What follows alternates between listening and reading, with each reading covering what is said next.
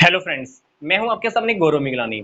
हम पढ़ रहे हैं 12th क्लास की बिजनेस स्टडीज। हमारा चैप्टर कंटिन्यू चल रहा है financial management, financial decisions and financial planning. पीछे वाली दो वीडियोस में हमने दो टॉपिक्स बहुत अच्छे से कवर किए हैं। पहला था फाइनेंशियल मैनेजमेंट, फिर हमने डिस्कस किया था फाइनेंशियल डिसीजंस में से इन्वेस्टमेंट डिसीजन। अब हम डिस्कस करने जा रहे हैं हमारा फाइनेंसिंग डिसीजन। फाइनेंस के डिसीजन को लेकर ये जो डिसीजन होता है हम लेते क्यों हैं? देखो, बिजनेस में हमको जरूरत होती है फाइनेंस की। अब फाइनेंस की जरूरत को पता करने के बाद हम ये देखते हैं कि लॉन्ग टर्म रिसोर्सेज से कितना कितना पैसा आएगा। तो लॉन्ग टर्म रिसोर्सेज से कितना कितना पैसा आएगा, ये जब हम डिसीजन ले रहे होते हैं तो उसी को हम बोलते हैं फाइनेंसिंग डिसीजन। तो फाइनेंसिंग डिसीजन मतलब लॉन्ग टर्म रिसोर्सेज से लेकर डिसीजन। अब लॉन्ग टर्म रिसोर्सेज मतलब ऐसे रिसोर्सेज जहां से हमें काफी लंबे समय के लिए पैसा मिल सकता है। वो कौन से रिसोर्सेज हैं? Equity share capital, preference share capital, debentures, long term loan. अब होता क्या है, इक्विटी शेयर्स के ऊपर हमको डिविडेंड पे करना होता है, प्रेफरेंस शेयर वालों को भी डिविडेंड पे करना होता है पर फिक्स परसेंटेज के हिसाब से। डिबेंचर्स पे हमको इंटरेस्ट पे करना होता है हर हालत के अंदर, कंपनी को प्रॉफिट होगा या नहीं होगा, हमको हर हालत में डिबेंचर्स पे और लॉन्ग टर्म लोन्स के ऊपर इंटरेस्ट पे करना होता है। तो कोई भी डिसीजन जो आप फाइनेंस को लेने जा रहे हो तो उससे पहले हमको देख लेना चाहिए कि हमने इक्विटी शेयर होल्डर्स को क्या पे करना है, प्रेफरेंस शेयर होल्डर्स को क्या पे करना है और डिबेंचर्स को जो पे करना है इंटरेस्ट हर हालत में, उन सारी बातों का हमको पहले से ही ध्यान रख लेना चाहिए। तो ये सारी बातें तो होती ही हैं कि ये जो इनको डिविडेंड देना है प्लस इनको इंटरेस्ट देना है, पर इसके अलावा और भी काफी सारे फैक्टर्स होते हैं जो फाइनेंस के डिसीजन को इफेक्ट करते हैं। तो वो कौन से फैक्टर्स हैं जो फाइनेंस के डिसीजन को इफेक्ट करते हैं? तो अब हम वो उसको थोड़ा सा डिटेल में आगे स्टडी कर लेते हैं। पहला है कैश फ्लो। अगर हमारे बिजनेस के अंदर कैश का फ्लो काफी ज्यादा अच्छा है, मतलब हमारे पास हमने जो प्रोजेक्ट लगाया उस प्रोजेक्ट के ऊपर अगर हमको पैसा कंटिन्यू मिल रहा है वापिस, अगर हमारे पास पैसा हमको कंटिन्यू वापिस मिल रहा है, पैसा इनफ्लो हो रहा है, इनकम हमको रेगुलर मिल रही है, तो इसका मतलब है कि आप किसी को भी इंटरेस्ट की पेमेंट अच्छे से पे कर पाओगे। टाइम से आप किसी को भी इंटरेस्ट की पेमेंट कर सकते हो। अगर कैश का फ्लो हमारे पास अच्छा हो रहा है, इसका मतलब है कि हम डिबेंचर्स या लॉन्ग टर्म लोन्स इनके थ्रू पैसे की अरेंजमेंट कर सकते हैं। फिर से रिपीट कर रहा हूं, अगर पैसे का फ्लो हमारे पास अच्छा आ रहा है तो डिबेंचर्स और लॉन्ग टर्म लोन्स आपके लिए सूट करेंगे, आपको सूट करेंगे। आप इनसे पैसा लेकर इनको टाइम से पेमेंट इजीली कर पाओगे। क्यों कर पाओगे पैसे की पेमेंट इजीली? क्योंकि हमको रेगुलर इनकम हो रही है। दूसरी बात है कॉस्ट। कॉस्ट का हमको ध्यान रखना होता है, क्योंकि अगर इनको इशू करते हुए किसी के ऊपर खर्चा बहुत ज्यादा आ रहा है तो हमको उन खर्चों का ध्यान रखना है। कभी कभी क्या होता है कि इक्विटी शेयर्स को इशू करने के ऊपर एक्सपेंस जो बहुत ज्यादा आ रहा है, लागतें ज्यादा आ रही हैं, तो हमको क्या करना है, सिंपल सा तरीका फॉलो करना है, डिबेंचर से पैसा ले लो भाई। अगर डिबेंचर्स को इशू करने पर ज्यादा पंगा आ रहा है, ज्यादा प्रॉब्लम आ रही है, खर्चा बहुत ज्यादा पड़ रहा है, तो इक्विटी या प्रेफरेंस शेयर होल्डर का फंडा सोल्व हो जाएगा आपका, है ना। बैंक से लोन ले सकते हैं आप थोड़ी सी फॉर्मेलिटीज पूरी करके।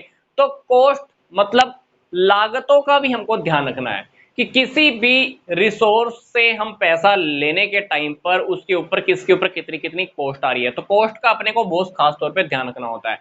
अगला है रिस्क।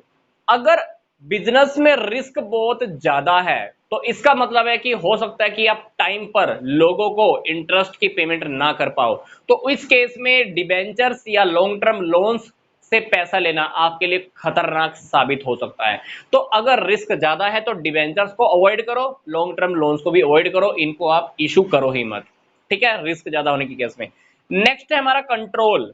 कंट्रोल मतलब नियंत्रण।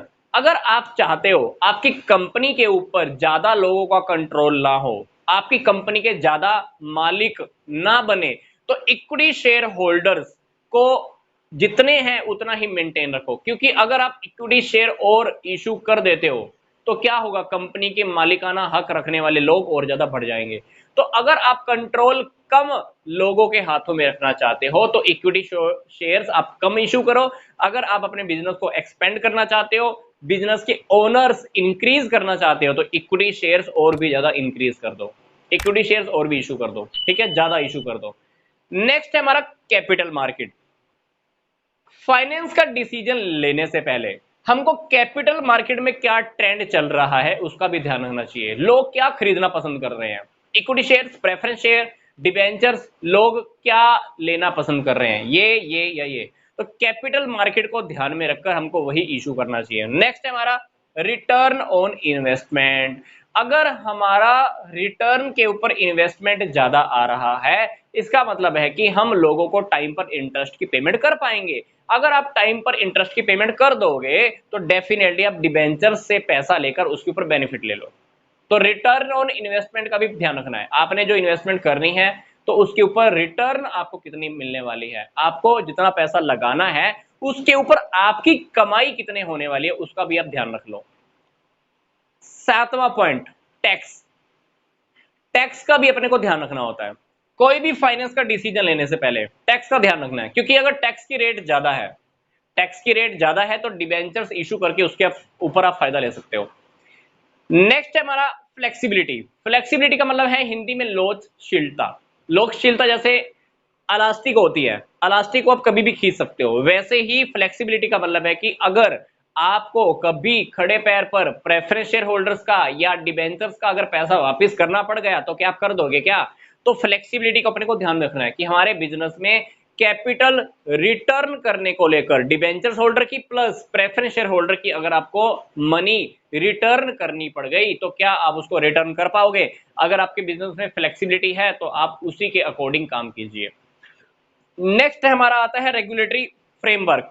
कभी कभी हमको जो वैधानिक कानूनी कार्रवाइयां होती हैं उनके अकॉर्डिंग भी चलना पड़ता है, क्योंकि कानून के अकॉर्डिंग भी कुछ स्टैंडर्ड हमारे बिजनेस में फिक्स किए हुए होते हैं। जैसे बैंकिंग कंपनीज जो भी हैं वो इक्विटी शेयर ही इशू कर सकती हैं।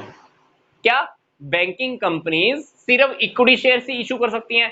बाकी की कुछ कंपनियों के लिए, जैसे मान लो मैं कह दूं कि डेट इक्विटी रेशो, समता ऋण अनुपात फिक्स किया हुआ है, जैसे 2:1, 4:1, 6:1, तो ये वाली बातें भी अपने को ध्यान रखनी है कि हमारे पास इक्विटी डिबेंचर से 2 गुने होने चाहिए या डिबेंचर इक्विटी से 2 गुने होने चाहिए। वट एवर जो भी रेशो सेबी की गाइडलाइंस के according, security and exchange board of India के अकॉर्डिंग जो भी फिक्स होती हैं, वो जितनी भी रूल्स एंड रेगुलेशंस हैं सेबी की, वो भी हमको फॉलो करनी चाहिए। तो इन सेबी की गाइडलाइंस के अकॉर्डिंग भी हमको फाइनेंस का डिसीजन लेने से पहले इन बातों का भी ध्यान रखना होता है।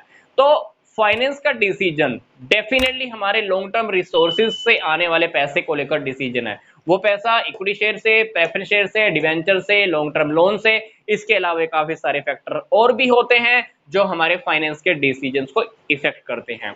तो नेक्स्ट वीडियो के अंदर हम नेक्स्ट टॉपिक डिस्कस करने वाले हैं, that is a dividend decision, मतलब लाभांश निर्णय। तो मिलते हैं जल्दी से नेक्स्ट वीडियो में। यहां तक का वीडियो देखने के लिए आपका धन्यवाद।